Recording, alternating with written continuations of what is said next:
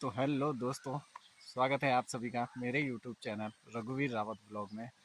तो दोस्तों, आज की ब्लॉग की शुरुआत अपने ही घर से, अपने ही खेतों से की जा रही है। जो अभी मैंने नवंबर दिसंबर में एक वीडियो डाली थी कि महाराष्ट्र से जो है प्याज का बीज हमारे यहाँ पहुँचा है, जो फ्री में पहुँचा है। उसके लिए हमने कोई पैसा नहीं दिया है और बीज को हमने खेतों में लगाना था और उससे जो है फिर ये बीज उगा करके उससे ये बीज पैदा करना था। तो ये जो प्याज का बीज है, इन फूलों से ये पैदा होता है। तो उस समय जो वो प्याज था, वो प्याज हमने जो है अपने खेतों में लगाया था और अब जो है वो बीज जो है पक्के तैयार हो गया है और अब इसको काटने की तैयारी चल रही है। तो देखिए, ये जो है बहुत सारा बीज है लगा हुआ, ये देखिए बहुत सारा है लगा हुआ और इसको अब काटना है। तो काफ़ी टाइम इसको काटने में लगेगा क्योंकि एक एक फूल करके ये काटा जाता है और बहुत सेफ्टी के साथ काटा जाता है, क्योंकि काटते काटते ये गिरे ना, इसलिए इसको जो है बहुत सेफ्टी के साथ काटा जाता है। तो ये देखिए बहुत सारा हो रखा है और ये जो ब्राउन ब्राउन सा है ये पक्के तैयार हो गया है। तो अब इसको काटने की तैयारी चल रही है। तो चलिए दिखाते हैं आपको कि इसको कैसे काटा जाता है। तो देखिए, पकने के बाद ये कुछ ऐसा हो जाता है और इसमें ये जो काला काला दिखाई दे रहा है ना, ये प्याज के बीज तैयार हो गए हैं इसमें से। ये देखिए, ये बीज हैं इसके जो काले काले दिखाई दे रहे हैं। ये देखिए, इसमें भी बहुत सारे हैं। ये देखिए, इसमें भी बहुत सारे काले काले बीज दिखाई दे रहे हैं ना।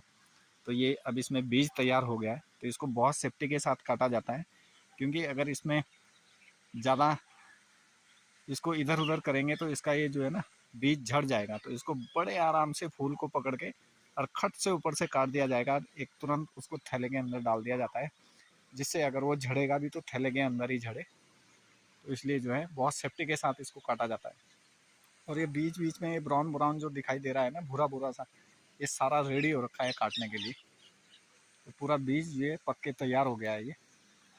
और जो ये अभी कुछ एकदम सफ़ेद दिखाई दे रहा है, तो ये अभी तैयार नहीं हुआ है, इसको अभी कुछ टाइम लगेगा तैयार होने में। तो जैसे जैसे धूप ज़्यादा पड़ेंगी ये सब तैयार होता रहेगा। तो जैसे अभी बीच में बारिश पड़ी थी तो उसका भी असर इस पर हुआ है, ये थोड़ा ख़राब हो गया है बीज ना, नहीं तो अब तक ये सब कट जाता। तो देखिए, बहुत ज़्यादा लगा रखा है इस बार, वो दूर तक लगाया हुआ है और सब रेडी हो गया है अब काटने के लिए।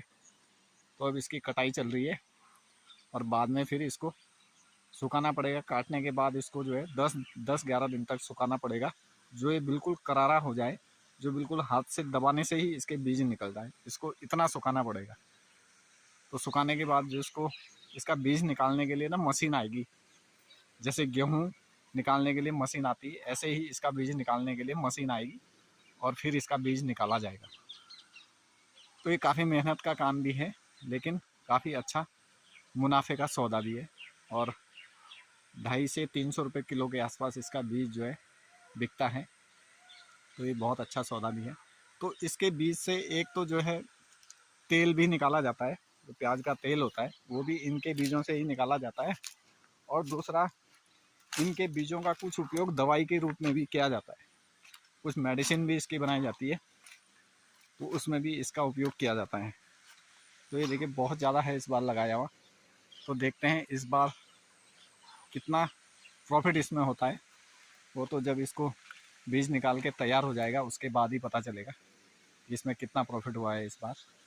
जितनी मेहनत लगाने में लगी है उससे 3 गुना ज़्यादा प्रॉफिट होना चाहिए, तब तो फ़ायदा है। तो अभी देखिए ऐसे काटा जाता है इनको, एक एक फूल पकड़ के काट काट के सीधे कट्टे के अंदर डाला जा रहा है और फिर इसको जो है घर में ले जाके फिर इनको जो है धूप में सुखाना पड़ेगा। तो कम से कम 10 दिन इनको सुखाया जाएगा और उसके बाद ये फिर जो है बीज रेडी होगा। फिर उसके बीज को मशीन से निकाला जाएगा और फिर जो है बिक्री के लिए ये तैयार हो जाएगा। तो ये काफ़ी मेहनत का सौदा भी है, लेकिन अच्छा भी है। अगर खेत खाली रहने से अगर आदमी उसमें कुछ ना कुछ बो दे तो कुछ ना कुछ आपको मिलेगा ही मिलेगा। तो मेहनत करने से कुछ ना कुछ मिलता ही है। तो ऐसे इनको काटा जाता है, देखिए बड़े सावधानी के साथ, क्योंकि बीच में जो और फूल हैं वो भी ना टूटे और जो पका हुआ फूल है उसका बीज भी ना गिरे। तो बहुत सावधानी के साथ जो है बीज निकाला जाता है इसका। एक एक पेड़ पकड़ के जो है काटना पड़ता है देखिए, क्योंकि ये दूसरे पेड़ पे पैर नहीं पड़ना चाहिए। अगर वो पेड़ टूट गया तो जो है फूल बेकार हो जाएगा फिर, इसलिए जो है बड़े ध्यान से इसको काटना पड़ता है।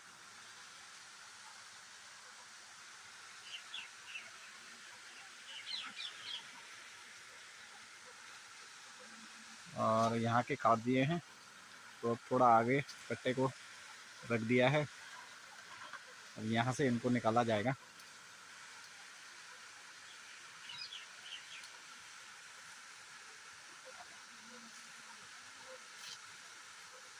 तो भाई इनको जब पूरा लास्ट खेत तक इनको काटने में कम से कम 10 दिन का टाइम लगेगा, क्योंकि बहुत सावधानी के साथ ये काटने पड़ते हैं। एक एक फूल छांट के काटना पड़ता है और कोई फूल कच्चा ना कटे, इसका भी ध्यान रखना पड़ता है।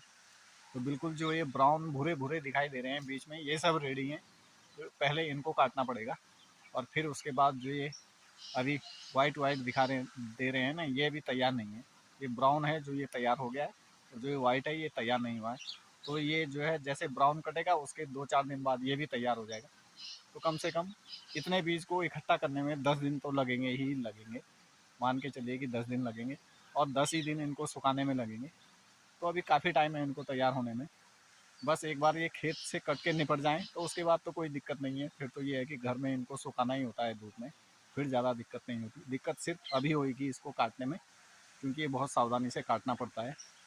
एक फूल को काटने के चक्कर में दूसरा न टूटे, इसका बहुत ज़्यादा ध्यान रखना पड़ता है। अगर वो टूट गया तो बेकार हो जाएगा, क्योंकि वो अभी कच्चा है, तैयार नहीं है। तो कच्चा जो फूल है उसमें फिर बीज लगेगा ही नहीं, इसलिए जो है बहुत सावधानी के साथ इनको काटना पड़ता है। तो काफ़ी मेहनत है, अगर किसी चीज़ को करना है तो मेहनत करनी ही पड़ती है। ये हमारा झबरू कितना बड़ा हो गया है, ये साला बहुत बदमाश है, क्या मस्ती कर रहा है खेतों में। पहले बहुत छोटा सीखा था, अब देखिए कितना बड़ा हो गया है। ले आजा,